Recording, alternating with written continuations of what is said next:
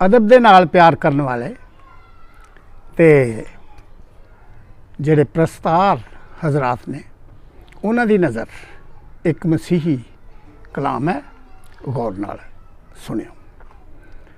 अर्ज़ कीता है, दस की फ़ायदा, दस की फ़ायदा तेरे बोलण दा, रब पाक बुलाउणा जे नहीं आउंदा, कानू घुंघरू पा पा नचना है, कानू घुंघरू पा पा नचना है, तेनू यार मनाउणा जे नहीं आउंदा।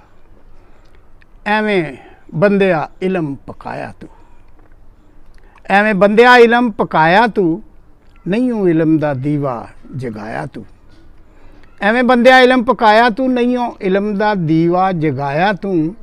कानू भार किताबां दा चाया तू, वरका परताउणा जे नहीं आउंदा। फिरे लभदा जंड करीरां नूं, फिरे लभदा जंड करीरां नूं, झूठे जग दे पीर फकीरां नूं।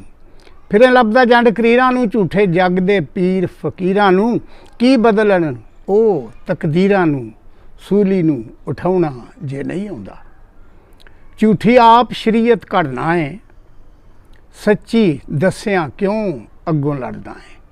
झूठी आप शरीयत घड़ना है तो सच्ची दस्सियां क्यों अग्गों लड़ना है। कानू हक दी तकड़ी फड़ना है, पूरा तोल तलाउणा जे नहीं आउंदा। कानू राम कहानी च पै गया है, कानू राम कहानी च पै गया है, हो के अपना रब तो रह गया है।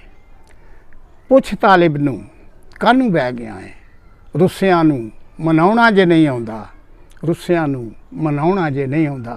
दस की फ़ायदा तेरे बोलण दा, रब पाक बुलाना जे नहीं आउंदा। इस कलाम दे बारे कमेंट्स जरूर दिया जे।